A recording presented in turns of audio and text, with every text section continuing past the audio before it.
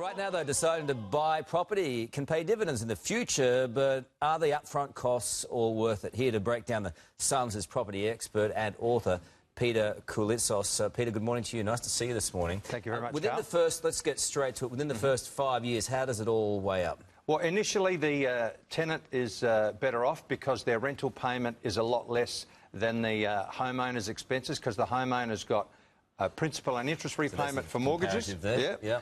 And on top of that, it's the homeowner that's got to pay the council rates, the water rates, the repairs and maintenance and insurance. So certainly in the first few years, so far as cash flow is concerned, the tenant is much better. How are we looking after 10, 15? After 15, the rent is more than the expenses here. Interestingly, the rent is increasing at around 7% per annum. But what the person paid for the house, or the mortgage they took out 15 years ago, remains the same. So really the only thing increasing is the council rates and water rates and so on. So on this calculation, it's around the 15-year mark where the homeowner is better off than the tenant. And well, let's double that and see where we end up.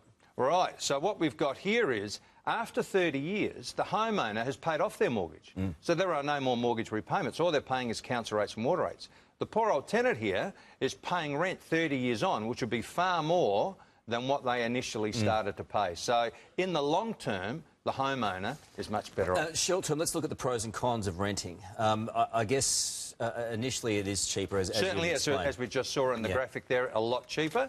But the beauty about renting is you can rent where you want to live. So if you want to live in the northern suburbs of Sydney, or in Paddington in Sydney, or some of the classy areas of Melbourne, you've got more chance of affording to rent there than you have to buy there. This is always the worry, and we've seen rents substantially increase in Brisbane, Perth, even in Adelaide, and of course in Melbourne and Sydney, but those rents can increase. They certainly can, and depending on what's happening to the property market, you might have a 10% increase in a year, you might only have a 5% increase. And someone can easily ring in and say, listen, it's time you went. That's right, especially if you're on a periodic lease, that's it, time to shift out. What about in terms of buying, pros and cons there?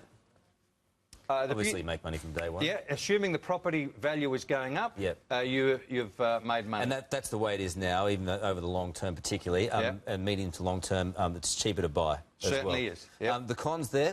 Well, the biggest thing stopping people from buying is the money they need up front. Where they're going to get the money for the deposit, where they're going to get the money for the stamp duty, we are talking tens of thousands of dollars that you have to come up with. I don't know how young people are going to possibly afford it in the cities at the moment, but it's important for them to realise their investment property doesn't have to be in the city they live in. That is correct. And your first home doesn't have to be your dream home. You aspire to live in the northern suburbs of Sydney?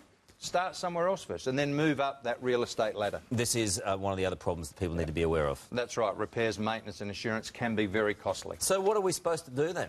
Well, in my opinion, when the time comes in you can afford it, I would strongly encourage you to buy, because it gives you many options down the track. Because the problem is you have to pay rent to the day you die.